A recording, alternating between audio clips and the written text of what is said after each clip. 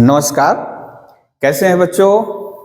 आज फिर से हम लोग लेकर आए हैं माध्यमिक 2025 को ध्यान में रखते हुए क्वेश्चन नंबर 4। अभी तक हम लोगों ने क्वेश्चन नंबर 1 और क्वेश्चन नंबर 2 कर लिया है। क्वेश्चन नंबर 3 ट्रू फॉल्स है। यदि फिल इन द ब्लैंक और वो एमसीक्यू कर लिए तो ये भी आराम से हो जाएगा। अभी पूरा का पूरा अटेंशन हम दे रहे हैं क्वेश्चन नंबर 4 पे, शॉर्ट आंसर टाइप क्वेश्चन। कुल 12 क्वेश्चन दिए रहते हैं, उसमें से आपको 10 क्वेश्चन करना पड़ता है। प्रत्येक क्वेश्चन के लिए आपको 2 मार्क्स मिलते हैं। तो चलिए देर न करते हुए सीधे क्वेश्चन पे आते हैं और चेष्टा करते हैं ज्यादा से ज्यादा ईयर का करने के लिए, चूंकि क्वेश्चन ज्यादा है, 10-10 क्वेश्चन है। तो देखते हैं कितना क्वेश्चन होता है। देखते हैं बच्चों। 2023 का जो पहला प्रश्न है 4 नंबर में, वार्षिक सरल ब्याज दर प्रतिवर्ष कितनी होने से। वार्षिक सरल ब्याज दर यानी आपको क्या पूछ रहा है? आपको पूछ रहा है आर पूछ रहा है, रेट ऑफ इंटरेस्ट। कोई मूलधन का 5 वर्ष का ब्याज, मूलधन का 2/5 यानी मूलधन भी नहीं पता है और ब्याज बोल रहा है मूलधन का 2/5 अंश होगा। ठीक है, तो यदि हम मान लें माना मूलधन को हम लोग P से दर्शाते हैं। माना मूलधन जो है X रुपया है, तो ब्याज कितना हो जाएगा? ब्याज कितना हो जाएगा बोला 2/5। X का 2/5 इतना रुपया, यानी हो गया 2x/5 रुपया। ध्यान से समझिए, कोई मूलधन का 5 वर्ष का ब्याज, ये जो ब्याज है 5 वर्ष, यहां लिख दे रहे हैं समय कितना, समय 5 वर्ष। तो x रुपए का 5 वर्ष का ब्याज कितना बोल रहा है? मूलधन का 2/5 यानी मूलधन x है, x रुपया, मूलधन है x रुपया, उसका 2/5। तो x गुणे क्या हो जाएगा, का मतलब गुणा x इंटू 2/5, तो हो जाएगा 2x/5 रुपया। अब ये I ब्याज को हम लोग I से दर्शाते हैं और समय को T से। तो आप जानते हो R का फॉर्मूला क्या होता है? I into 100 P into T। I यानी आपका इंटरेस्ट कितना आ गया 2x/5 इंटू 100, और P कितना है जी? P कितना है? X। P है X और टाइम कितना है? 5 वर्ष। टाइम है 5 वर्ष। इसको कैलकुलेट करते हैं, इसको कैलकुलेट करिए।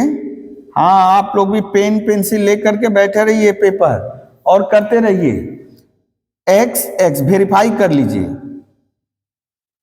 25 4 जाए यानी 4 2 जा 8, तो R ब्याज दर आ रहा है 8। तो लिखेंगे वार्षिक सरल ब्याज दर, वार्षिक सरल ब्याज दर इक्वल्स टू 8। केवल नहीं लिखेंगे 8%, ये प्रतिशत में लिखना होगा 8%।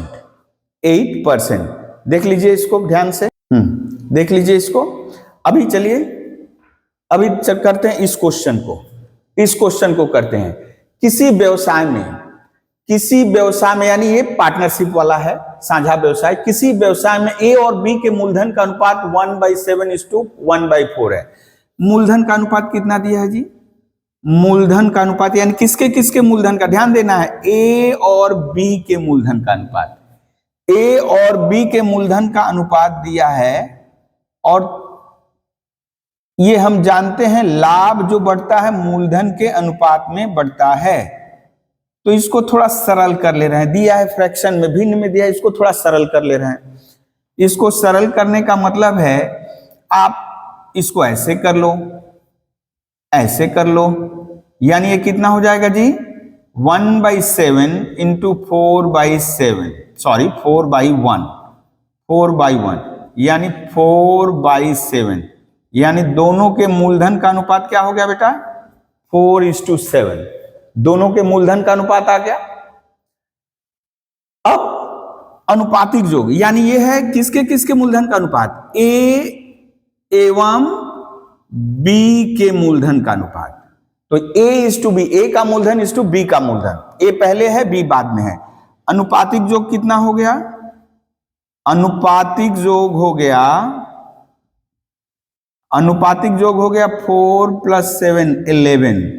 तब ए का लाभांश, ए का लाभांश यानी कुल लाभ कितना बोला हुआ है, कुल लाभ बोला हुआ है 11,000। तो इस 11,000 रुपए का 4/11 भाग कौन पाएगा, यानी ए के लिए कौन सा है, ए के लिए 4 आया है, बी के लिए 7 आया है। तो ए 4/11 भाग पाएगा, बी 7/11 पाएगा। तो 11 1 जा 11 यानी 1000 यानी 4000। ए का लाभांश हो गया 4000 और बी का लाभांश, बी का लाभांश हाँ आप लोग कैलकुलेट कर लिए होंगे, कैलकुलेट कर लिए होंगे, देख लीजिए, वेरीफाई कर लीजिए।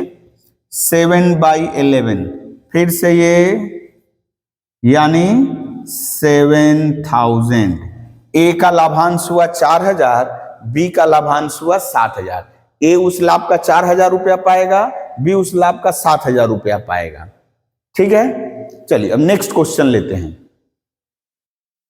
अब इस क्वेश्चन को लेते हैं, x² - x equals to k × 2x - 1। ये जो द्विघात समीकरण है इसके दोनों मूलों का योग 2 हुआ है, दोनों जो इसके सॉल्यूशन है, दोनों जो रूट हैं उनका सम 2 दिया हुआ है। तो बोला k का मान कितना होगा, k का मान कितना होगा।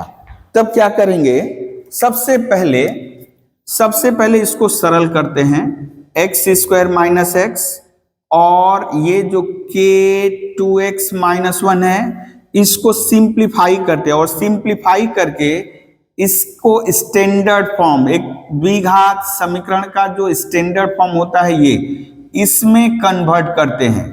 इसमें कन्वर्ट करने के बाद ए बी सी का मान पहचानते क्या हो रहा है। तो x² -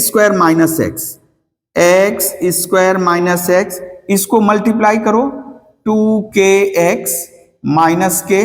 अब इस सारे टर्मों को हम ला रहे हैं लेफ्ट हैंड साइड में, सारे टर्मों को ला दिए लेफ्ट हैंड साइड में। अभी भी ऐसा नहीं हुआ है तो इसको x कॉमन ले लिए, 1 + 2k + k। अब थोड़ा ये जो समीकरण आया है इसको इससे तुलना कर रहे हैं, 2 की 1 से तुलना करें तो देखिए a, यहाँ x² का कोएफिशिएंट a है, x² का कोएफिशिएंट a है, यहाँ x² का कोएफिशिएंट 1 है तो a का मान 1। यहाँ x का कोएफिशिएंट b है, यहाँ x का कोएफिशिएंट क्या है माइनस, b = -1 + 2k। फिर देखते हैं c की जगह कौन बैठा हुआ है, c की जगह बैठा हुआ है k। अब दोनों मूलों का योग, दोनों मूलों का योग होता है, दोनों मूलों का योगफल सम ऑफ 2 रूट्स होता है बेटा माइनस, फॉर्मूला जो है -b/a यानी माइनस ऑफ सेकेंड टर्म का कोएफिशिएंट बाय फर्स्ट टर्म का कोएफिशिएंट, गुणांक। अब अकॉर्डिंग टू क्वेश्चन यहां पहले बैठा दे, कितना आया -1 + 2k / 1। अकॉर्डिंग टू क्वेश्चन ये क्या दिया हुआ है, दिया है 2, यानी हम कर देंगे 1 + 2k को किसके इक्वल कर देंगे, 2 के इक्वल कर देंगे। अब देखिए -1 - 2k = 2, तो -2k 2 + 1। अब -2k बराबर 2 × 1 = 3, तो k बराबर कितना हो गया बेटा 3/-2 यानी -3/2। ये है आंसर, k का मान -3/2। आपको सबसे पहले इसको स्टैंडर्ड फॉर्म में बदलना होगा, a b c का मान निकालना है और दोनों मूलों का योगफल होता है -b/a और दोनों मूलों का गुणनफल होता है c/a। तो यदि C बाई ए दिया रहता, गुणनफल दिया रहता तो वहां से निकालते, यहां दिया है दोनों मूलों का योग दिया हुआ है, वहां से निकालेंगे। ओके, दोनों मूलों का योग दिया है 2 दिया हुआ है, तो ये -1 + 2 के बराबर 2, ब्रैकेट खोले हैं तो ये ब्रैकेट के पहले माइनस है तो दोनों माइनस हो गया, इक्वल्स टू 2, -1 - 2 के बराबर 2, -1 इधर गया तो प्लस हो गया। अब -2 के बराबर 3, तो k का कोफिशिएंट -2 है, इधर आएगा तो डिवाइड हो जाएगा 3/-2। ठीक है, देख लीजिए क्वेश्चन।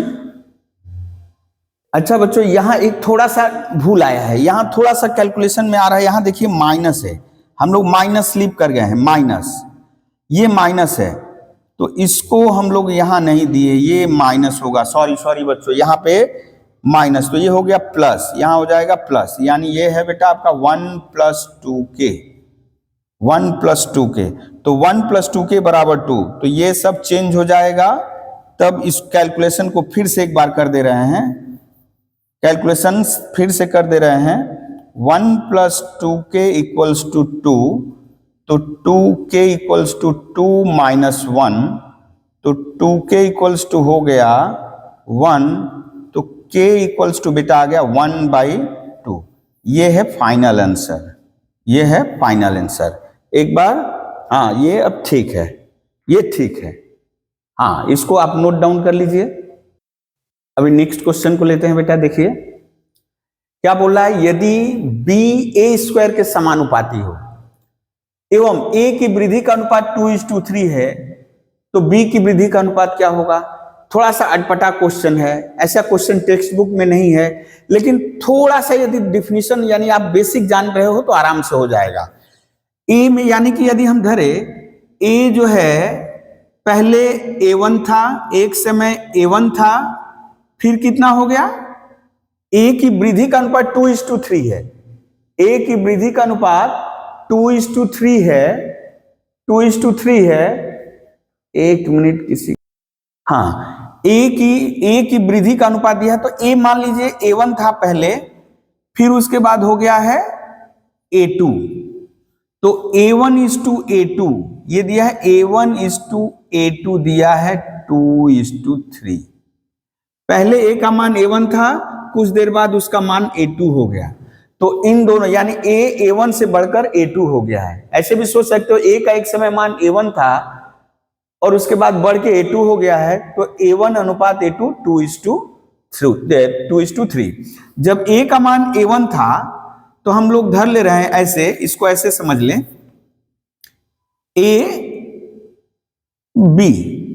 a का मान जब a1 था तो मान लो b का मान b1 रहा होगा, a का मान जब a2 रहा होगा, b का मान b2 रहा होगा, तो a1 अनुपात a2 दिया हुआ है 2:3, तो आपसे पूछ रहा है b1 अनुपात b2 कितना होगा। ठीक है, b1 अनुपात b2 कितना होगा। चलिए यहां से निकालते हैं, क्या दिया हुआ है बेटा, b समानुपाती a², तो हम इसको लिख सकते हैं बेटा b = k × a²। यहां k क्या है, भेद का स्थिरांक, नॉन जीरो, अशून्य एक स्थिरांक है। k क्या है, स्थिरांक है, कांस्टेंट। ठीक है, अब देखिए क्या लिखें, जब a1 है तो b कितना है, b1 है, a जब a1 है तो b कितना है, b1 है। ओके, अगेन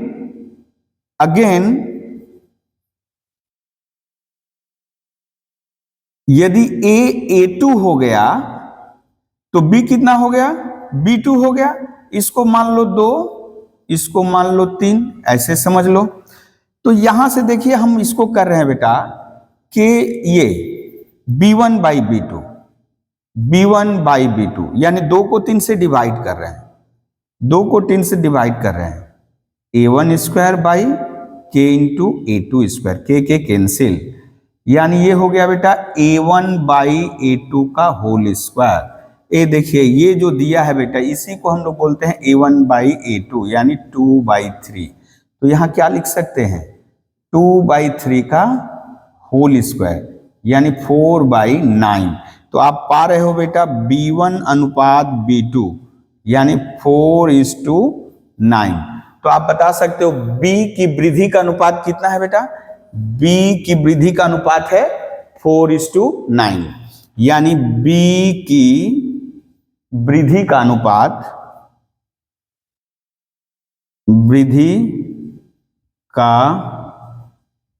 अनुपात बराबर 4:9।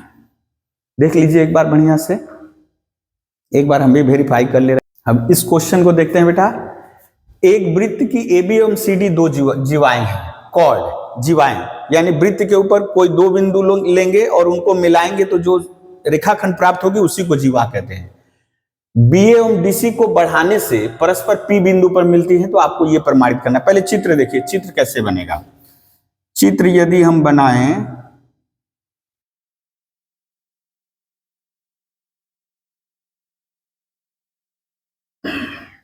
ये थोड़ा सा चेष्टा करोगे कि एकदम सही से चित्र बने। चित्र ये मान लीजिए AB जीवा है और ये CD जीवा है। AB जीवा, AB जीवा, अच्छा इसको हम B कर दे रहे हैं, इसको B कर दे रहे हैं, इसको A, इसको D कर दिए, इसको C। AB जीवा CD जीवा। बोल रहा है दो जीवाएं हैं, BA और DC को बढ़ाने से BA को बढ़ा रहे हैं, इधर BA को इधर बढ़ा रहे हैं, DC को भी इधर बढ़ा रहे हैं। एक दूसरे को कहाँ काट रहा है? P बिंदु पे। यहाँ थोड़ा डॉटेड लाइन से हम दिखा दे रहे हैं, डॉटेड लाइन से, कि ताकि आप समझो कि ये बढ़ा हुआ भाग है। यानी BA को बढ़ाए हैं, DC को बढ़ाए, एक दूसरे को P बिंदु पे काट रहा है। और ये मान लीजिए सेंटर है, ये सेंटर है, कहीं सेंटर नहीं लिखा हुआ है, ठीक है। मान लीजिए सेंटर है O, मान लीजिए सेंटर है O, ठीक है। तो आपको बता रहा है ये PAD,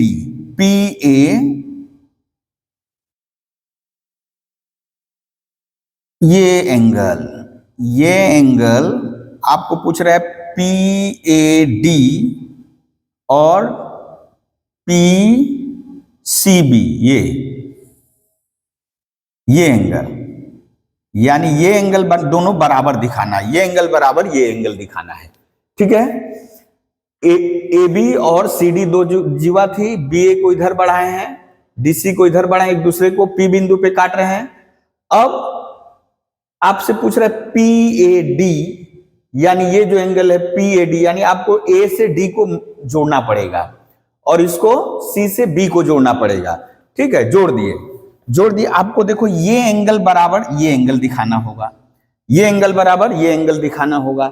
ये यानी हम अपने से ऐड किए हैं, ये ऐड किया, अभी जोड़े हैं, ये जोड़े हैं, ये दिया हुआ नहीं था, हमको जोड़ना पड़ेगा तभी ये एंगल आएगा। जोड़ दिए। अब आप देख पा रहे हो बेटा, गौर करिए, पिक्चर को गौर करिए। अभी इस साइड वाला भूल जाइए। देखिए तो ये जो आर्क है, ये जो आर्क, अभी जो हम लोग जिस आर्क के बारे में यहाँ जो मार्क कर रहे हैं, ये जो मार्क कर रहे हैं, ये जो आर्क है, ये जो चाप है, ये जो कौन सी चाप, यदि हम यहाँ ले ले बेटा, यहाँ ले ले E, तो BED चाप, BED चाप, देखिए ये कोण भी बना रही है, A बिंदु पर ये कोण बना रही है, C बिंदु पर ये कोण बना रही है। तो एक थ्योरम था ना कि एक ही चाप द्वारा परिधि पे बनने वाले सभी कोण बराबर होते हैं। एक निर्दिष्ट चाप द्वारा शेष परिधि पे बनने वाले सभी जो परिधि के कोण होते हैं समान होते हैं। तो ये दोनों सेम होंगे, यानी आप बोल सकते हो चाप द्वारा कौन कौन कोण बन रहा है बेटा? एंगल BAD एवं एंगल BCD है। ओके, तो दोनों क्या होंगे? दोनों BAD बराबर BCD, BAD बराबर BCD। अभी देखते हैं इस ट्रायंगल में, देखिए तो ये इन दोनों एंगल, इन दोनों कोणों का योगफल, इन दोनों कोणों का योगफल कितना होगा बेटा? इसका और इसका योगफल कितना होगा? एंगल BAD, एंगल BAD और PAD। अच्छा अभी थोड़ा पहले इसको कर दें, इसका वाला कर दें पहले। PCD, angle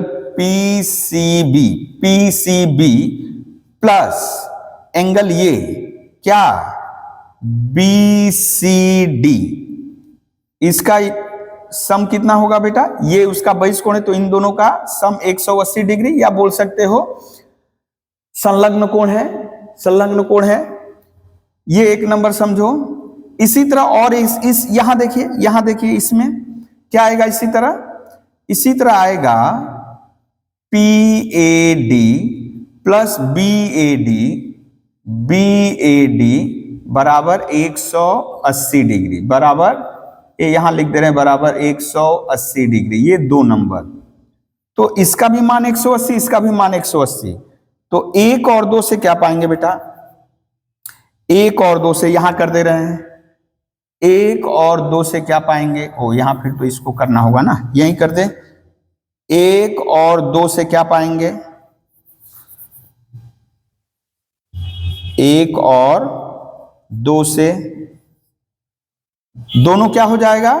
PCB plus BCD बराबर PAD प्लस BAD, दोनों 180 डिग्री है। तो अब एक चीज गौर करिए, BCD जितना है BAD भी उतना है, तो BAD की जगह हम लिख सकते हैं BCD, इसकी जगह लिख सकते हैं PAD प्लस BCD। अब देखिए बेटा, देखिए हो गया बराबर, ये कैंसिल हो गया, ये कैंसिल हो गया, ये वाला कैंसिल हो गया, तो क्या बचा? PCB, एंगल PCB बराबर एंगल PAD। प्रूव्ड। देखिए प्रूव्ड हो गया, ये प्रूव्ड हो गया। अब इस क्वेश्चन को देखते हैं, पॉज करके या फास्ट फॉरवर्ड करके, जैसे भी करके आप लोग इसको कर लीजिए। ट्रायंगल ABC की दो भुजाएं AC और BC पर क्रमशः L एवं M दो बिंदु हैं। यानी पहले ट्रायंगल ABC हम ड्रॉ करें, पहले ट्रायंगल ABC, यहीं पे हम ट्रायंगल ABC कर दिए, ट्रायंगल ABC। अब AC एवं BC पर हमको पिक्चर थोड़ा सा उल्टा कर लेना होगा। हम कर लिए यहां ABC कर लिए। अब AC पर L बिंदु है और BC पर M बिंदु है। क्या बोला है? AC के ऊपर L बिंदु है, BC के ऊपर M बिंदु है, और LM को मिला दिया है, यानी LM AB के समानांतर है, LM AB के समानांतर है। ठीक है। अब देखिए क्या दिया है? AC दिया है 2x प्लस 3, यानी ये पूरा दिया है। BM दिया है x माइनस 3, BC 2x, तो पूछ रहा है x का मान क्या होगा। अच्छा AL भी दिया हुआ है, अच्छा थेल्स का प्रमेय क्या बोल रहा है? थेल्स का प्रमेय है, वहां पाओगे ये ट्रायंगल और ये ट्रायंगल समान कोणिक हुए, ये ट्रायंगल और ये ट्रायंगल समान कोणिक हुए, तो थेल्स बोल रहा है CL by AL equals to CM by BM। ए भी यूज कर सकते हो, या ऐसे भी कर सकते हैं, या AL बाई AC प्रूव किया जा सकता है। यानी ये जो हुआ AL और by AC equals to BM by BC, ये भी प्रूव किया जा सकता है। ठीक है, तो हमको प्रूव नहीं करना है, चूंकि ये पैरेलल है तो ये सब होगा, थेल्स बोल रहा है ये सब होगा। तो AL, अब देखिए हमको इसको यूज नहीं करना है, हम इसको यूज कर रहे हैं। AL कितना है बेटा? AL है x माइनस 2, AC कितना है? 2x प्लस 3, BM कितना है? x माइनस 3, और BC कितना है? 2x। ये तो हो गया कैसा समीकरण? ये क्वाड्रेटिक इक्वेशन हो गया। 2x square minus 4x, cross multiplication कर दो, 2 तिहाई 6, 3x माइनस 9, ये 2x² कैंसिल, -4x, अच्छा यहां आएगा -3x, तो इधर आ गया +3x हो जाएगा, ये घट के -3x इधर आएगा +3x -9। तो बेटा -x = -9, minus minus cancel, x = 9, यानी x का वैल्यू क्या होगा 9 होगा। एक बार बढ़िया से देख लीजिए इसको, एक बार बढ़िया से देख लीजिए, एक बार इसको भालो करे देखे नहीं, ठीक है। अभी इन क्वेश्चंस को देखते हैं बेटा। दो वृत्त परस्पर C बिंदु पर, दो वृत्त परस्पर C बिंदु पर बहिस्पर्श करते हैं, दोनों वृत्तों की एक सरल स्पर्शक AB दोनों वृत्तों को A और B बिंदु पर स्पर्श करती है, तो आपको ACB का मान ज्ञात करना है। दो वृत्त परस्पर C बिंदु पर बहिस्पर्श कर रहे हैं। चलिए तो पिक्चर पहले बनाते हैं, पहले पिक्चर बना लेते हैं। अभी देखिए दो सर्कल हम लोग लिए हैं, दो सर्कल एक दूसरे को यहां बहिस्पर्श कर रहे हैं, हम लोग धर लिए AC है, तो हम लोग जान रहे हैं एक थ्योरम है कि बहिस्पर्श करे अंतःस्पर्श करे तो ये और उनके सेंटर एक ही लाइन में स्थित होंगे, ये एक ही लाइन में स्थित होंगे। अब दोनों का कॉमन टेंजेंट ड्रॉ कर रहे हैं, दोनों का कॉमन टेंजेंट ड्रॉ कर रहे हैं, ये हम लोग धर लिए सरल, ऊपर चला जा रहा है,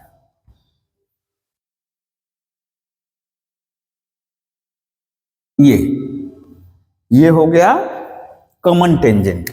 तो इसको टच किया A पे, इसको टच किया B पे, ठीक है। आपको दिखाना है ये ACB, कहां भाग रहा है जी, कहां भाग रहा है, ये एंगल दिखाना है कितना 90 डिग्री। ये एंगल 90 डिग्री दिखाने के लिए हम एक काम कर रहे हैं। अच्छा ये यदि C बिंदु पे टच कर रहा है तो एक और कॉमन टेंजेंट पाएंगे इन दोनों के थ्रू, कॉमन टेंजेंट ये कॉमन टेंजेंट पाएंगे। मान लीजिए ये P बिंदु पे कैंसिल कर रहा है, एक दूसरे को काट रहा है, इंटरसेक्ट कर रहा है। अच्छा बेटा एक चीज गौर करो तो आप लोग देखो ये एक स्पर्शक, ये भी एक स्पर्शक, यानी आप देखो P बिंदु से इस पे एक स्पर्शक यहां खींचे, एक स्पर्शक यहां खींचे हैं, तो एक थ्योरम था कि ये AP बराबर PC, AP बराबर क्या हो जाएगा, यहां लिख रहे हैं AP बराबर PC हो जाएगा, ये AP PC के बराबर हो जाएगा। ये भी एक टेंजेंट, ये भी एक, इस सेंटर M सेंटर वाले सर्कल में, M सेंटर वाले सर्कल में AP और CP टेंजेंट है, तो ये जो लेंथ है इक्वल होगा। जैसे ही इक्वल होगा बेटा तो ये जो ट्रायंगल है आइसोसेलेस ट्रायंगल हो जाएगा, समद्विबाहु त्रिभुज। तो ये एंगल जितना होगा ये एंगल भी उतना ही होगा, ये एंगल उतना, मान लो ये एंगल है x, तो ये भी होगा x। अब आप बता सकते हो कि ये एंगल कितना होगा बेटा, ये एंगल कितना हुआ, यदि ये x है तो ये वाला एंगल कितना हो जाएगा, ये वाला बोल सकते हो, आप लिख सकते हो यहां 180 डिग्री माइनस 2x। त्रिभुज के तीनों कोणों का योगफल क्या होता है 180, तो 180 में इन दोनों का योगफल घटा दे तो ये एंगल आ जाएगा। अब थोड़ा सा यदि हम इसको हटा दें तो ये जो है बहिष्कोण है, गौर करिए, ये जो एंगल है एंगल PBPC, इस ट्रायंगल का बहिष्कोण है, तो यानी इसका योगफल इन दोनों अंतःकोणों के योगफल के बराबर होगा, यानी ये है 2x, ये है 2x, ठीक है 2x। अब ये सोचो फिर जैसे यहां किए थे ये दोनों इक्वल है, तो अब सोचो ये भी तो टेंजेंट है, ये भी टेंजेंट है इस सेंटर n सेंटर वाले वृत्त का, तो ये टेंजेंट लेंथ और ये टेंजेंट लेंथ दोनों बराबर हो जाएगा। ये दोनों बराबर है तो ये जो एंगल है, अब जो एंगल कर रहे हैं, ये जो एंगल हम मान लो y मान लिए, तो ये भी क्या हो जाएगा y। तो अभी देखिए तो यानी जो आपको ACB निकालना है, ACB निकालना है वो हो गया है x प्लस वाई। थोड़ा सा इस ट्रायंगल में देखें, PCB ट्रायंगल में देखिए तो इन दोनों 2x, सभी एंगल का योगफल यही आया ना, पीसीबी में एंगल का योगफल क्या आ जाएगा 2x प्लस वाई, और ये कितने के बराबर होता है 180 डिग्री के। तो देखिए बेटा 2x प्लस 2y बराबर 180 डिग्री, तो x प्लस वाई बराबर 90 डिग्री, यानी 2 कॉमन ले लिए भाग दे दिए, यानी एसीबी कितना आया, एंगल एसीबी बराबर 90 डिग्री। ये जो एसीबी है ये 90 डिग्री हुआ। ठीक है, ठीक है, देख लीजिए इसको ध्यान से, इसको ध्यान से देख लीजिए, पॉज कर करके उसको बढ़िया से कर लीजिए। अभी देखते हैं इस क्वेश्चन को, अभी इस क्वेश्चन को देखते हैं। tan 2a equals to cot a minus 30, tan 2a equals to cot a minus 30, तो लिख रहे हैं हम tan 2a equals to cot a minus 30 degree. अच्छा, cot को क्या लिख सकते हैं बेटा हम, cot को लिख सकते हैं tan 90 degree minus 90 degree minus a minus 30 degree. आप जानते हो tan 90 डिग्री माइनस थीटा बराबर होता है cot थीटा, तो यानी cot थीटा को आप tan 90 degree minus a minus 30 लिख सकते हो, इजीली लिखा जा सकता है। या ऐसे यदि दिक्कत है तो और कैसे हम लोग कर सकते हैं। अच्छा, फिलहाल के लिए अभी ऐसे ही रहने दे, ऐसे ही रहने दे। तो tan हट गया बेटा, 2a बराबर 90 degree minus a plus 30 degree, ये a इधर आ गया तो 3a हो गया, और इधर 120 डिग्री, तो a का वैल्यू आ गया बेटा 40 डिग्री, 120 डिग्री बाई 3 यानी 40 डिग्री। हाँ, a का वैल्यू आ गया, a का वैल्यू 40 डिग्री। अभी हमको निकालना है sec a प्लस 20 डिग्री, तो चलिए sec a का वैल्यू बैठा देते हैं 40 डिग्री प्लस 20 डिग्री, यानी sec 60 डिग्री, और sec 60 डिग्री कितना होता है, sec 60 डिग्री cos 60 डिग्री होता है 1/2, तो sec 60 डिग्री उसका उल्टा होता है 2/1 यानी 2। ठीक है, 2। देख लीजिए इसको, देख लीजिए। अभी इस क्वेश्चन को देखते हैं। tan theta equals to 8/15, tan theta equals to 8/15। यदि आपको और कोई फॉर्मूला नहीं पता है, कोई फॉर्मूला नहीं पता है, तो आप ये फॉर्मूला याद रखिए, पंडित बद्री प्रसाद हरि हरि बोल, पंडित बद्री प्रसाद हरि हरि बोल, पंडित बद्री प्रसाद हरि हरि बोल। आप लिख दीजिए, इसको कहते हैं पीबीएच रूल। ये है, यदि p/h करिएगा तो ये साइन, ये यहां से कॉस और ये टैन, और यदि उल्टा करिएगा तो साइन का उल्टा होता है कॉसेक, ये होता है सेक, और ये होता है कॉट। अब बेटा हमको क्या चाहिए, देखो टैन, टैन p/b, तो हम इसको मान लिए p/b, तो हम लोग मान लिए, तो h बराबर क्या होगा बेटा, ऐसे p बराबर आप मानना पड़ेगा, माना p बराबर 8x, तो b बराबर कितना हो जाएगा 15x। तो पिथागोरस थ्योरम आप जानते हो, h स्क्वायर इक्वल्स टू होता है p square plus b square, p square यानी 64x स्क्वायर, b यानी 15x यानी 225x स्क्वायर, दोनों जुड़ गया बेटा 289x स्क्वायर। तो h इक्वल्स टू आया, इसका स्क्वायर रूट कर दो 289x स्क्वायर, तो 289 यानी इसका क्या होगा, इसका होगा 17 और x स्क्वायर का स्क्वायर रूट x, यानी h का वैल्यू आ गया बेटा। अब आपको पूछ रहा था साइन थीटा, अब इजिली कैलकुलेट कर सकते हो sine theta, Pandit Badri Prasad Hari Hari p/h, p/h, p हो गया आपका 8x और h हो गया 17x, x कैंसिल कर दिए, और यहां धर लेना है x जो हम लोग लिखे हैं वो नॉन जीरो है, जीरो नहीं होगा। ओके, तो ऐसे भी कर सकते हैं, और भी है जिसमें tan थीटा को सेक स्क्वायर में बदलेंगे, सेक आ गया तो कॉस आएगा, और जब कॉस आ गया तो 1 माइनस साइन स्क्वायर करके साइन का, या साइन स्क्वायर बराबर 1 माइनस कॉस स्क्वायर करके कर सकते हैं।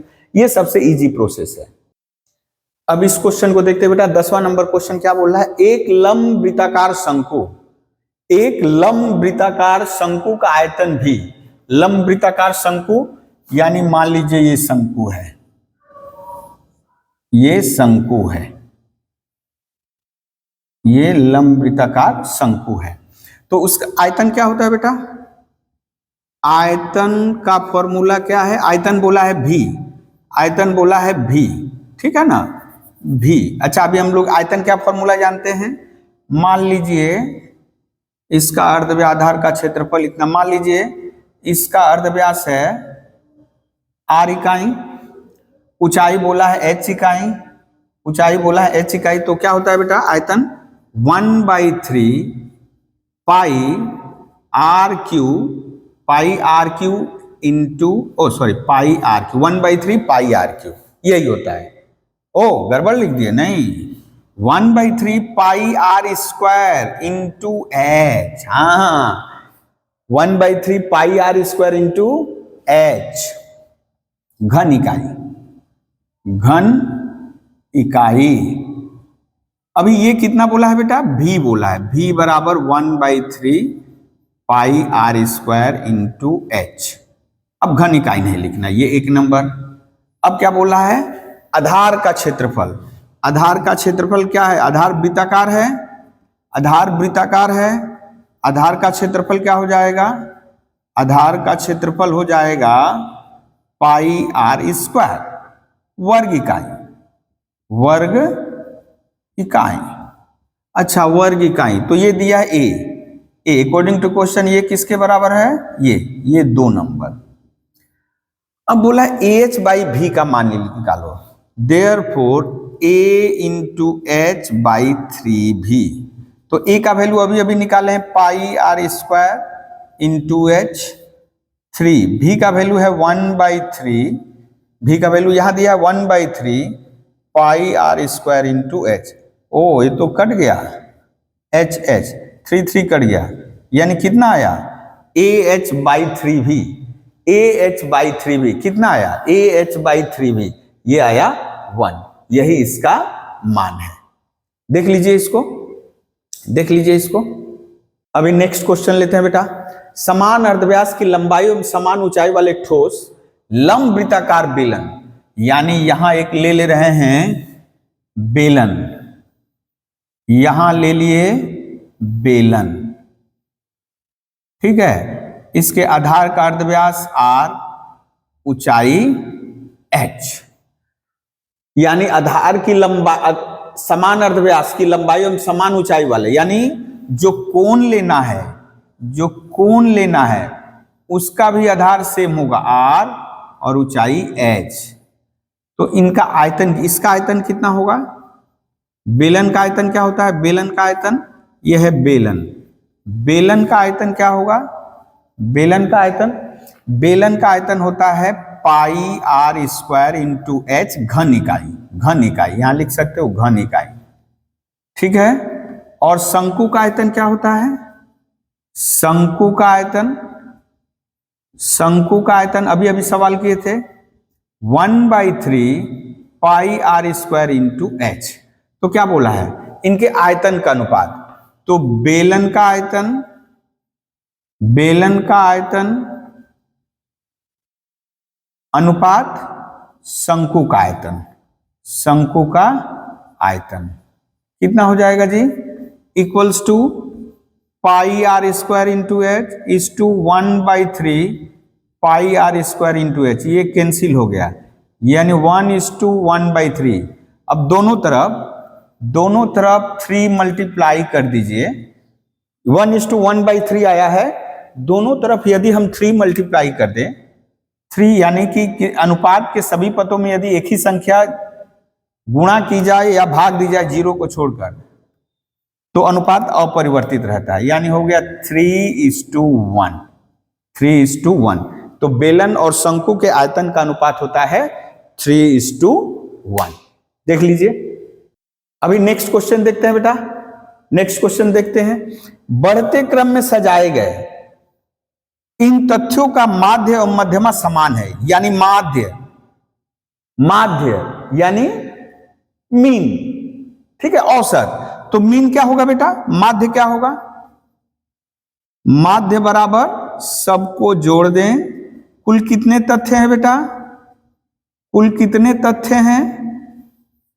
1 2 3 4 5 6 से डिवाइड कर दिए। ठीक है, कितना आएगा ये? 8 6 14, 2 16, 3 19, 29 39 49। ये हो गया 49 प्लस एक्स बाई 6 1 12, 3 2 5 5 6 11 8 19 9 1 2 3 4। ठीक है, ये हो गया बेटा उसका माध्य। और मध्यमा क्या होगा? मध्यमा के लिए क्या बोले थे इसके पहले वाले वीडियो में, आप जानते हैं। ये बोल ही दिया कि बढ़ते क्रम में सजा दिए हैं। तो टोटल कितना है? n, यानी टोटल नंबर ऑफ टर्म, यानी टोटल कितने हैं? 1 2 3 4 5 6 6 है। ये सम संख्या है। सम संख्या होने से क्या करेंगे? इसका आधा करेंगे, यानी 3 3 थर्ड, यानी थर्ड टर्म।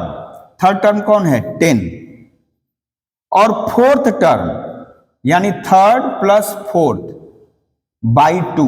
तो थर्ड टर्म है 10, फोर्थ टर्म है 12 बाई 2, यानी आपका आ जाएगा 11।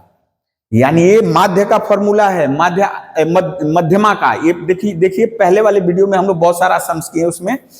यानी यदि n total number of terms यदि इवन है यानी सम संख्या है तो हम उसका आधा करते हैं, यानी उतना नंबर वाला टर्म प्लस उसके बाद वाला टर्म 2 2, यानी 10। ये तीसरा और चौथा दोनों को जोड़कर 2 से भाग करेंगे। अब अकॉर्डिंग टू क्वेश्चन ये 49 प्लस एक्स बाई 6 बराबर हो जाएगा 11 के। तो 49 प्लस एक्स बराबर 66। तो x बराबर आ गया बेटा 66 माइनस 49। ठीक है, तो हो जाएगा 17, यानी 17। x का मान आ गया 17। तो ये रहा 2023 में जो 4 नंबर में शॉर्ट क्वेश्चन पूछे गए हैं, शॉर्ट आंसर टाइप क्वेश्चन, ये कुल 12 क्वेश्चन हम कर दिए हैं। अब देखें कितने कम समय में, इसमें ही 40 मिनट लग गया है। टाइम कंज्यूमिंग है, हमको तो लिखना पड़ रहा है, फिर क्वेश्चन भी लिखना पड़ रहा है।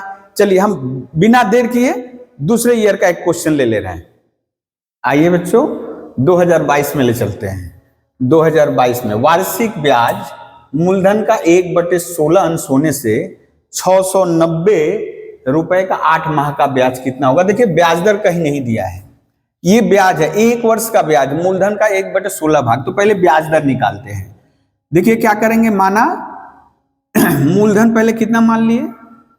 मूलधन मान लिए, इसके लिए पहले ब्याज दर निकाला। मूलधन मान लिए x, तो बोलिए समय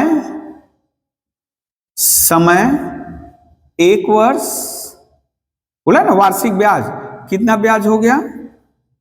ब्याज हो गया x का 1/16। ये रुपया लिख दें, ये भी रुपया हो जाएगा। तब x बाई 16, यानी यहां रुपया एक्चुअली यहां देना है। हाँ, x बाई 16 रुपया, इतना रुपया। तो चलिए r का फॉर्मूला क्या होता है बेटा? r का फॉर्मूला होता है I into 100 by P into T. ठीक है ना, वो जो इंटरेस्ट का फॉर्मूला है PRT by 100, I equals to PRT by 100, उस फॉर्मूले के अनुसार I इंटरेस्ट, I मतलब इंटरेस्ट, ब्याज है x बाई 16, ब्याज है x बाई 16 इंटू 100। P यानी मूलधन, प्रिंसिपल x, और टाइम तो 1 वर्ष बोला हुआ है। तो देखिए x into 100 by 16 into x, ऊपर वाले भिन्न का हर नीचे चला जाएगा, ये x कैंसिल हो गया, यानी 100 बाई 16। ब्याज दर आ गया, r का मान आ गया, r का वैल्यू आ गया। अब देखिए तो अब इसको ख्याल करिए। अब मूलधन कितना दिया है? अब मूलधन दिया हुआ है 690 रुपया। समय दिया हुआ है 8 माह।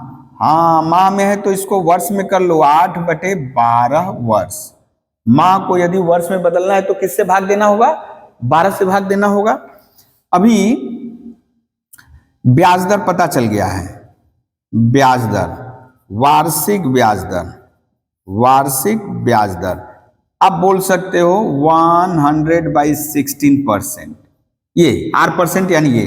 तो बोलो इंटरेस्ट कितना होगा? I P into R into T by 100, तो P का वैल्यू बेटा 690, R का वैल्यू 100, और अभी अभी हम लोग बोले ये नीचे चला जाएगा, T 8/12, ठीक है, और एक 100 नीचे है। अब ये कैंसिल हो गया, 8 2 जा 16, 8 2 जा 16, 2 3 जा 6, 45। अब यहाँ 4 3 1 1 5। अब 4 से डिवाइड करो, 4 2 भी है, 2 से काट दिए तो 4 दूनी 8, 3 5, 4 8 32, 4 7 28, 4 5 20, यानी ब्याज कितना आया? ब्याज आया 28.75 रुपया। कैलकुलेशन एक बार देख लीजिए, तरीका यही है। कैलकुलेशन एक बार देख लीजिए, तरीका यही है। अब चलिए बच्चों नेक्स्ट क्वेश्चन को देखते हैं। नेक्स्ट क्वेश्चन को, किसी स्थान की वर्तमान जनसंख्या इतनी है, किस दर से वृद्धि होने से 3 वर्ष में जनसंख्या 17,280 होगी। वर्तमान जनसंख्या दी गई है, आप जानते हो ये चक्रवृद्धि वाला है, तो यदि हम लोग धर लिए वर्तमान जनसंख्या ये P है, P 13310, ठीक है। समय यानी T बोला हुआ N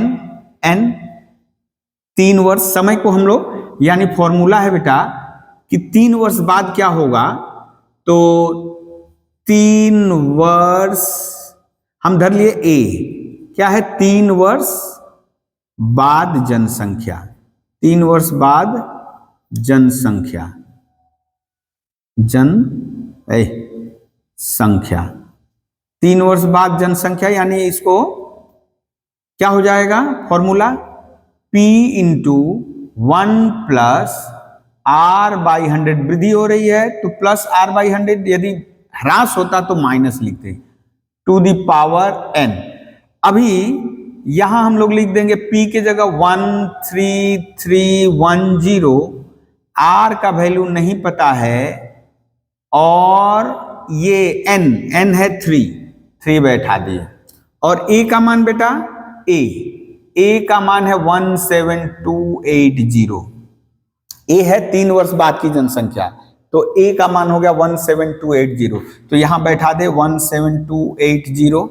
तो अब आप लिख सकते हो 1 प्लस R/100 होल क्यूब 17280, ये डिवाइड कर दो 13310। अभी एक चीज हम यहां देखें, ख्याल करें, तो ये कैंसिल हो जाएगा ना, ये कैंसिल हो जाएगा 1 0। ये यदि हम देखें 11 121, 11 मल्टीप्लाई करें, 11 एकम 11, 11 दूनी 22, 23, हाँ ये 11 का होल क्यूब है। और इसको पता करना हो, कैसे पता चलेगा, यदि 12 144, यदि 12 करें, 12 चौक 48, 12 चौक 48, 4 52, 12 5 17, हाँ यानी देखिए बेटा ये हो गया 1 प्लस R/100 होल क्यूब, ये है 12 का होल क्यूब और ये है 11 का होल क्यूब। ये जो है 12 का होल क्यूब, ये है 11 का होल क्यूब। तो अभी हम घन मूल ले रहे हैं, दोनों पक्षों का घन मूल लेने पर, दोनों पक्षों का घन मूल लेने पर याद रखना है, जैसे वर्गमूल लेते थे तो वर्गमूल में दाईं तरफ प्लस माइनस लेते थे ना, यहां नहीं ऐसा करेंगे, यहां ऐसा नहीं करेंगे। जो है यदि माइनस रहेगा तो माइनस रहेगा, यहां आएगा घन मूल लेने पे एक माइनस, यदि प्लस है तो प्लस। घन मूल लेने पे एक रियल आता है, बाकी 2 नॉन रियल आता है। तो ये खैर आप लोगों को 11 क्लास में मिलेगा, 12/11 घन मूल्य यहाँ इतना, इसका ये। अब देखिए R/100 इक्वल्स टू 12/11 माइनस 1, यानी 1/11। आप यदि भिन्न हल करिएगा तो कितना आएगा देखिए, तो हो जाएगा 100/11। r बाई 100 बराबर 1/11, तो क्रॉस मल्टीप्लीकेशन कर दिए, आ गया 11 9 99 1/11। तो यानी जो रेट है किस दर से वृद्धि हो रही है, तो वृद्धि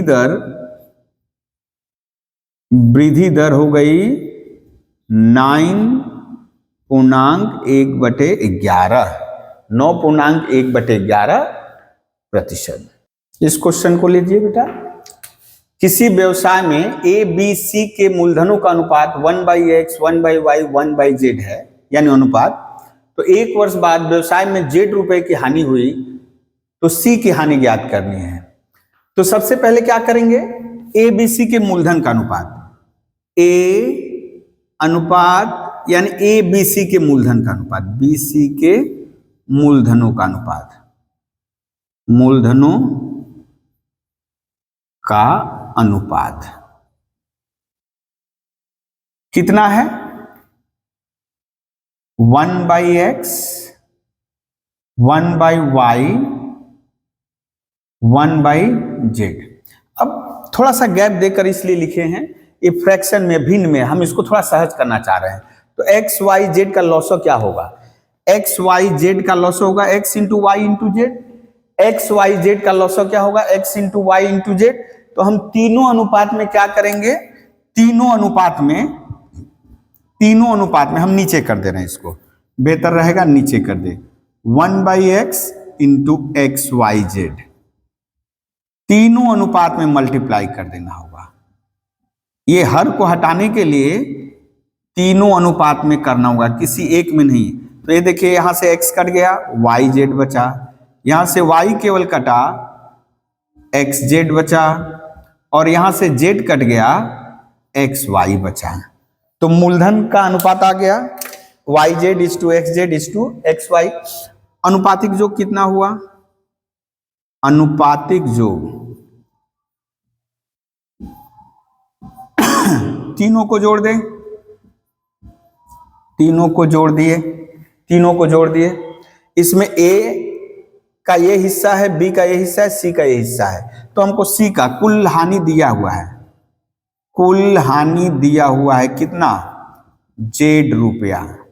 तो बोलिए c की हानि कितनी हुई, c की हानि यानी z रुपए का c का हिस्सा ये है X Y by Y Z plus X Z plus X Y, है ना, एक्स वाई बाई इतना, कितना हो गया जी, X Y Z by Y Z plus X Z plus X Y, ये रुपया।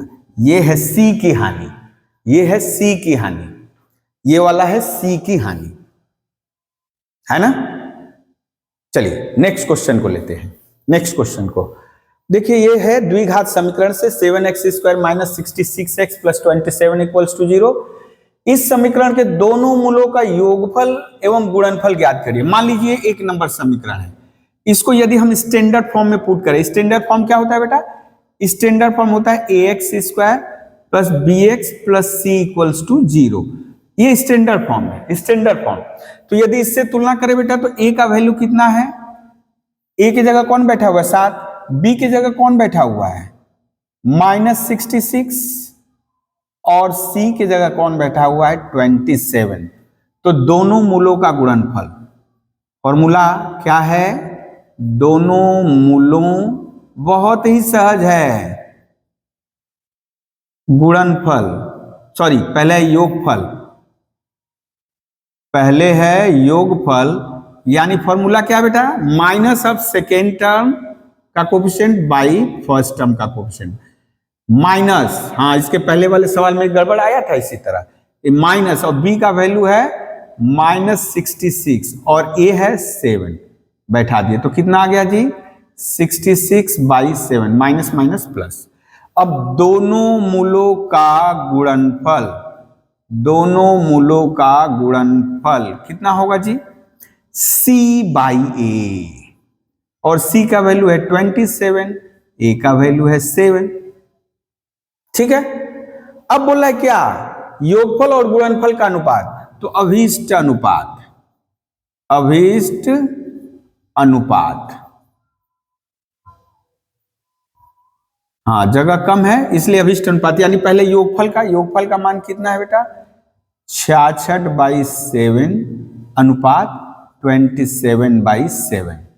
तो ये देख रहे हो 7 से 7 हम कैंसिल कर दिए, 7 से 7 कैंसिल कर दे रहे हैं, हर से हर कट गया, और ये 3 से कटेगा ना, 3 9 जा 9 3 27 और 22 3 66, यानी आ गया 22:9, 22:9। देख लीजिए ध्यान से, हाँ देख लिए। अब देखिए ये हर की करनी का परिमेयकरण कीजिए, रेशनलाइजेशन। आपको करना कुछ नहीं है, करना तो बहुत कुछ है, इसका पूरक करनी याद है, इस पहले वाले वीडियो में हम लोग बात किए थे। इसकी पूरक करनी क्या होगी बेटा, इसकी पूरक करनी होगी, पूरक का पूरक, परिमेयकरण करने के लिए पूरक करनी को लाते हैं, यानी √15 लिखेंगे किसी एक का, या तो इसका चिन्ह बदल देंगे, बदल दिए, माइनस है तो प्लस कर दिए। अब क्या करेंगे, ये जो दिया हुआ इसके हर का परिमेयकरण करने के लिए इसके अंश में भी √15 + 3 मल्टीप्लाई करेंगे और हर में भी, ठीक है। ये हो गया बेटा 12 × E, जैसे है वैसे ही छोड़ देंगे इसको, ऊपर वाला नीचे वाला देखिए तो a + b a - b, तो क्या हो जाएगा a² - b², बच्चा क्लास वाला फॉर्मूला लग गया। 12 √15 + 3, ये बहुत ही बेसिक दिया है, 15 3 3 का 9, यानी ये कितना हो गया बेटा 12 √15 + 3 / 6, 6 1 जा 6, 6 2 जा 12, यानी 6 दूनी 12, 2 √15 + 3, ये है आंसर। हर का परिमेयकरण कर दिए। देखिए बढ़िया से नोट डाउन कर लीजिए। चलिए बच्चों इसको देखते हैं। ओ केंद्रीय वृत्त के अर्धव्यास की लंबाई 13 सेंटीमीटर, अर्धव्यास की लंबाई 13 सेंटीमीटर, AB जीवा की लंबाई 10 सेंटीमीटर, यानी ये है 13 सेंटीमीटर, ये है जीवा। पिक्चर पहले थोड़ा बना लिए। अच्छा, यहां से परपेंडिकुलर ड्रॉप कर दिए, ये मान लीजिए n पे काटा, ये 90 डिग्री हो गया, 90 डिग्री हो गया। अच्छा, ये हम लोग पढ़े थे कि जीवा को केंद्र से खींचा गया लंब समद्विभाजित करता है, तो यानी ये पूरा 10 है, तो ये कितना हो जाएगा 5 हो जाएगा, 5 हो जाएगा।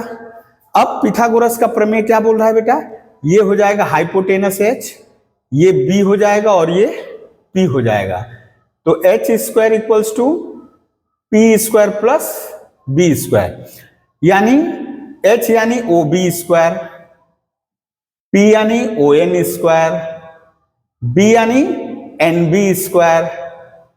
अब देखा जाए OB का वैल्यू है 13² ON का वैल्यू नहीं पता है p², NB का वैल्यू 5। तो आप यहां से देख सकते हो बेटा p² बराबर 13 का स्क्वायर 169, ये इधर चला गया 25, यानी हो गया 144। अब दोनों पक्षों का वर्गमूल ले लें, दोनों पक्षों का यदि वर्गमूल ले लेंगे तो p का वैल्यू कितना आ जाएगा 144 का स्क्वायर रूट, यानी 12। जो पूछा था AB जीवा वृत्त के केंद्र से कितनी दूरी पे है, ये कितनी दूर आया 12 सेंटीमीटर, कितना दूरी पे है, तो अभीष्ट दूरी यहां लिख सकते हो, अभीष्ट दूरी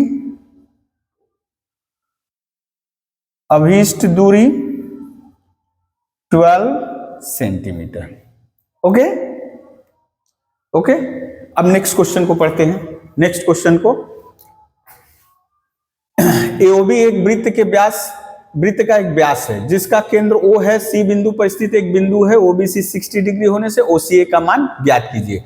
हम पॉज करके चित्र बना ले रहे हैं।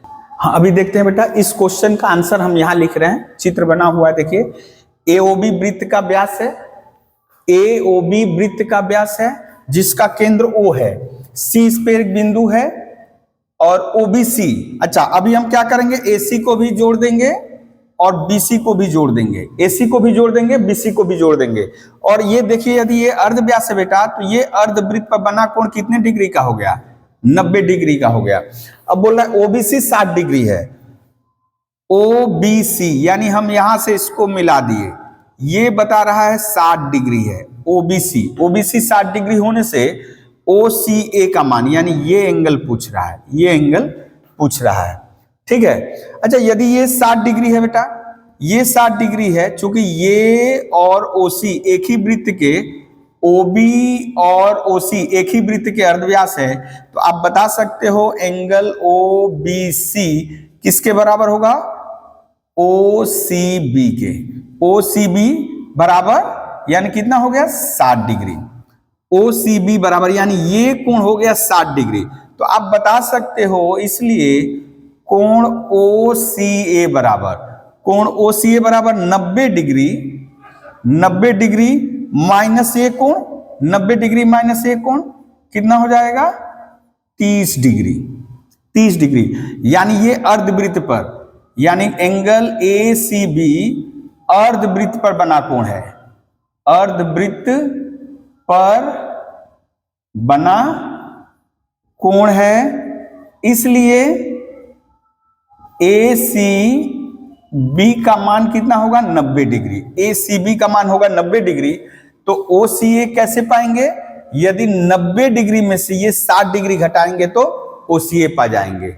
देख लीजिए इसको, ध्यान से देख लीजिए, देख लीजिए इसको, ध्यान से देख लीजिए। चलिए अब दूसरा क्वेश्चन करते हैं। नेक्स्ट क्वेश्चन को पढ़िए बेटा। क्वेश्चन, एक ओ केंद्रीय वृत्त के केंद्र से 26 सेंटीमीटर दूर स्थित, तो ये मान लीजिए ओ केंद्रीय वृत्त है, इसके केंद्र से 26 सेंटीमीटर दूर स्थित एक बिंदु P लिए हैं।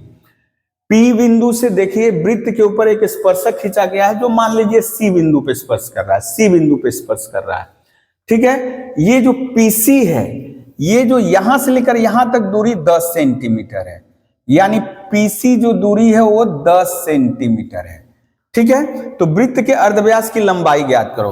आपको पूछ रहा है ये, यानी ये मान लीजिए R है, और हम लोग जानते हैं अर्धव्यास और स्पर्शक, स्पर्श बिंदु से खींचा गया स्पर्शक और अर्धव्यास एक दूसरे के ऊपर लंब होते हैं। तो यहां भी पाइथागोरस का थ्योरम लग गया, ये H हो जाएगा, ये P होगा तो ये B हो जाएगा। तो बताइए H स्क्वायर बराबर क्या जानते हैं? P square plus B square, यानी H स्क्वायर यानी 26 स्क्वायर, P स्क्वायर यानी 10 स्क्वायर, और ये बेस यानी R स्क्वायर। अब आप देख पा रहे हो बेटा R स्क्वायर बराबर 26 स्क्वायर माइनस 10 स्क्वायर।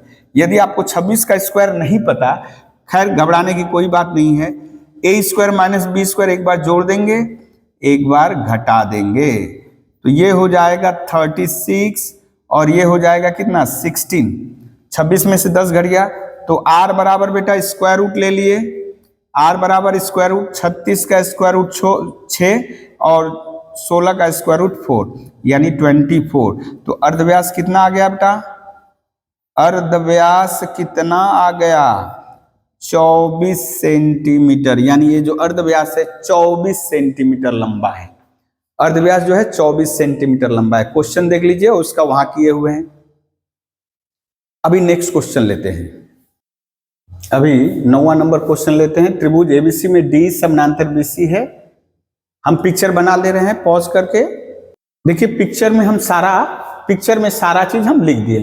त्रिभुज एबीसी में डीई समानांतर बीसी है। डी कहां पर है? एबी के ऊपर है। ई कहां है? एसी के ऊपर है। अच्छा ये समानांतर है, डीई समानांतर है बीसी के। एडी का वैल्यू 5, डीबी का वैल्यू 6, एई का वैल्यू 7.5। पूछ रहा है एसी की लंबाई। पहले हम ईसी की लंबाई निकालेंगे। ईसी की लंबाई मान लीजिए x, ईसी की लंबाई हम लोग मान लिए x। तो थेल्स क्या बोल रहा है बेटा? थेल्स बोल रहा है एडी बाई डीबी बराबर एई बाई ईसी। यदि किसी त्रिभुज के एक भुजा के दो भुजाओं यानी कहीं से भी एक समानांतर सरलेखा खींचोगे तो इसको जिस अनुपात में बांटेगा इसको भी उसी अनुपात में बांटेगा। तो एडी का वैल्यू यहां बैठा है, तो वही AD by DB equals to AE by EC. AD कितना है? 5, डीबी है 6, एई है 7.5, ईसी है x। अब यहां से बेटा हम x बराबर 7.5 इंटू 6/5, अब देखो ये हो जाएगा 1.5, यानी 1.5 और 6 मल्टीप्लाई करोगे तो 9 आएगा, यानी इसी का मान आया 9, इसी का मान आया 9। इसलिए आपको तो इसी निकालना नहीं था, AC बराबर AE प्लस EC, तो AE है 7.5 और ये है 9, यानी कितना हो गया, इतना सेंटीमीटर। AC की लंबाई कितनी होगी, 16.5 सेंटीमीटर, 16.5 सेंटीमीटर, 16। अभी नेक्स्ट क्वेश्चन को देखते हैं, समय जल्दी जल्दी ज्यादा हो रहा है। दो लंब वृत्ताकार बेलनों की ऊंचाई का अनुपात 1:2, लंबाई बेलन। हम थोड़ा पॉज करके चित्र जल्दी से अभी इन क्वेश्चन को देखो, क्वेश्चन को पढ़ो।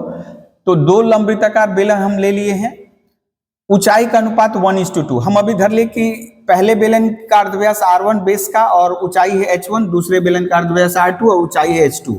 तो अभी देखिए क्या दिया हुआ है, H1:H2 दिया है 1:2, H1:H2 दिया है 1:2। अच्छा, इसका आधार का परिधि कितना हुआ, इसके आधार की परिधि कितना हुआ, 2πr1, और इसके आधार की परिधि दूसरे वाले बेलन के आधार की परिधि कितनी हुई, 2πr2, ठीक है, 2πr2। तो अकॉर्डिंग टू क्वेश्चन इनका जो रेशियो है कितना दिया हुआ है, देखिए कितना दिया हुआ है, 3:4, ये 2π कैंसिल, यानी R1:R2 दिया हुआ है 3। आप इसको ऐसे भी लिख सकते हो, R1/R2 इक्वल्स टू 3/4। तो इसका वॉल्यूम क्या होगा बेटा, इसका वॉल्यूम कितना होगा, आयतन कितना होगा इसका, आयतन मान लीजिए इसका आयतन है V1 बराबर क्या हो जाएगा, πr1² इंटू H1, और इसका क्या हो जाएगा बेटा, इसका आयतन मान लीजिए V2 है, इसका आयतन V2 है, तो क्या हो जाएगा, इसका आयतन है V2, तो V2 का मान πr2² इंटू H2, और यहां एक लिखना पड़ेगा घन इकाई, यहां पर भी घन इकाई क्यूबिक यूनिट, ठीक है। अब देखिए तो V1:V2 क्या हो जाएगा, πr1² into H1 ratio πr2² into H2, okay. इनका रेशियो क्या होगा, V1:V2। अब देख रहे हो पाई कैंसिल, इसको कर दो R1²/R2² इंटू पाई कैंसिल हो गया, H1/H2, रेशियो को ऐसे लिख सकते हैं। अब ये हो गया R1/R2 का होल स्क्वायर इंटू H1/H2। अच्छा, R1/R2 अभी भी पता चला था ना, ये 3/4 का होल स्क्वायर, और H1/H2 यहां दिया हुआ है 1/2, यानी आपका फाइनली आ गया बेटा, आपका फाइनली नीचे जगह नहीं है, इधर होगा ये 9 और 4 चौका 16 दूनी 32, 4 चौका 16 दूनी 32, यानी इसका जो आयतन का अनुपात आया 9:32, ये है 9:32। ओके, देख लीजिए इसको बढ़िया से। अभी बच्चों देखिए, एक गोलक के अर्धव्यास की लंबाई 50% बढ़ा दिया गया, तो बोला उसके वक्रतल के क्षेत्रफल में कितनी प्रतिशत की वृद्धि हुई। तो पहले ओरिजिनल जो है उसका तो निकाल लें। तो जो मूल गोलक है, मूल गोलक का अर्धव्यास हम लोग धर लिए, गोलक का अर्धव्यास धर लिए R, ठीक है, R सेंटीमीटर, R इकाई जो भी है मान लिए। तो मूल गोलक का आयतन क्या हो गया, वक्रतल का क्षेत्रफल, मूल गोलक के वक्रतल का क्षेत्रफल, वक्रतल का क्षेत्रफल, मूल गोलक के वक्रतल का क्षेत्रफल क्या हो जाएगा? फॉर्मूला क्या है? 4 पाई आर स्क्वायर। अब यहां सेंटीमीटर लिख दे हैं तो सेंटीमीटर स्क्वायर, यदि इकाई लिखते तो वर्ग इकाई, यूनिट लिखते तो स्क्वायर यूनिट। अब अर्धव्यास को क्या किए बेटा? 50% इंक्रीज कर दिए। अब अर्धव्यास यानी ये आर तो है प्लस आर का 50% इंक्रीज कर दिए हैं, यानी आर प्लस आर इंटू 50/100 इतना सेंटीमीटर कर दिए। यानी कितना बेटा? 50 दूनी, ये हो जाएगा, देखिए कैलकुलेट करिए, 3r/2 सेंटीमीटर। तो बोलिए अब वक्रतल का क्षेत्रफल, अब वक्रतल का, हाँ पेन भी थक गया है, देखिए क्षेत्रफल कितना हो जाएगा? 4 पाई, अर्धव्यास की जगह अब अर्धव्यास कितना हो गया है? 3r/2 का होल स्क्वायर सेंटीमीटर स्क्वायर। तो हो गया आपका 4 पाई 9r²/4, 4 कैंसिल हो गया, इतना सेंटीमीटर स्क्वायर। ठीक है, इतना सेंटीमीटर स्क्वायर, देखिए इतना सेंटीमीटर स्क्वायर। तो इसलिए वक्रतल के क्षेत्रफल में वृद्धि, वक्रतल के क्षेत्रफल में वृद्धि, वक्रतल के क्षेत्रफल में वृद्धि, पहले था 4 पाई आर स्क्वायर, अभी है 9 पाई, देखिए 9 pi are square centimetre square. पहले था 4 पाई आर स्क्वायर, अभी है 9 पाई आर स्क्वायर सेंटीमीटर। तो बढ़ा है, कितना बढ़ा है? 9 pi are square minus 4 pi are square centimetre square, यानी 5 pi are square centimetre square. तो वक्रतल के क्षेत्रफल में प्रतिशत वृद्धि, प्रतिशत वृद्धि निकालने के लिए क्या करते हैं बेटा? कितना बढ़ा, कितना बढ़ा बटा मूल आयतन। यानी यहां यदि हम लिख दे वृद्धि मूल क्षेत्रफल, मूल क्षेत्रफल वक्रतल का क्षेत्रफल इंटू 100%। ठीक है, इसको कैलकुलेट करते हैं, जगह है, वृद्धि है 5 पाई आर स्क्वायर इंटू 100 कर दिए by 4 pi are square, cancel 25,125। ओ यहां परसेंट है, ये 25 यहां लिख दे, तो कितना परसेंट बढ़ा जी? 125%, यानी 125% में वृद्धि हुई है। तो यदि अर्धव्यास को 50% इंक्रीज कर दें, अर्धव्यास को 50% इंक्रीज कर दे तो उसका क्षेत्रफल वक्रतल का 125% इंक्रीज कर जाएगा। अब नेक्स्ट क्वेश्चन को लेते हैं। बोला है किसी घन के विकर्ण की लंबाई। अच्छा, घन के विकर्ण की लंबाई तो आप फॉर्मूला जानते हो, घन के विकर्ण की लंबाई। तो घन का पहले भुजा धर ले, घन की प्रत्येक भुजा, चूंकि घन में सब भुजा बराबर होता है, प्रत्येक भुजा बराबर a सेंटीमीटर। तो घन का विकर्ण का फॉर्मूला क्या है? घन के विकर्ण का फॉर्मूला, विकर्ण की लंबाई फॉर्मूला है √3a। आप जानते हो यदि आयताकार षटफलक होता तो लंबाई a, चौड़ाई b, ऊंचाई c, तो विकर्ण क्या होता है? √a² b² c²। तो चूंकि घन है तो a b c बराबर है, तो यानी √a² + √a² यानी √3a²। तो √3 रह गया और a बाहर निकल गया सेंटीमीटर। अब अकॉर्डिंग टू क्वेश्चन ये √3a किसके बराबर है बेटा? 4√3 के बराबर है। तो a = आया 4, यानी प्रत्येक भुजा का मान आ गया। तो संपूर्ण तल का क्षेत्रफल क्या होता है? इसलिए संपूर्ण तल का क्षेत्रफल बराबर, 6 तल होते हैं तो 6 × a²। प्रत्येक तल का क्षेत्रफल होता है ए स्क्वायर। तो 6 तल का क्षेत्रफल होगा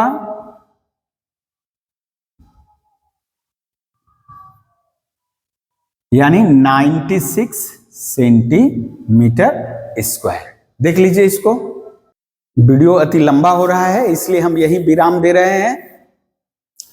आशा करते हैं आपको समझ में आएगा। जहां कहीं भी समझ में ना आए पॉज करके देखिए, ध्यान से सुनिए मेरे, हमने क्या कहा है, कैसे समझाया है, ध्यान से देखिए और कमेंट सेक्शन में भेजिए यदि कोई दिक्कत है तो। कहाँ दिक्कत है, कौन सा लाइन दिक्कत है वो लिख करके भेजिए। इसके बाद यदि मान लीजिए हम जब समय रहेगा तो आपको करके भेजेंगे, डाउट जो क्लियर करेंगे। तो चलिए मिलते हैं नेक्स्ट वीडियो में, तब तक के लिए सभी को धन्यवाद। इसको जरूर ज्यादा से ज्यादा शेयर करें, क्योंकि देख रहे हो 24 क्वेश्चन करने में हम लोग का 1 घंटा लग चुका है, इसलिए यही विराम दे रहे हैं। 2 ही वर्ष का हुआ है। यदि मैं चेष्टा कर रहा हूं जो क्वेश्चन है उसको आप लोगों को किसी तरह से मैं डिस्क्रिप्शन लिंक में डाल दूंगा, वहां से आप लोग देख सकते हैं। तो इस वीडियो को जितना ज्यादा से ज्यादा शेयर करिए और लोगों का भी लाभ हो। तब तक के लिए सभी को नमस्कार, धन्यवाद।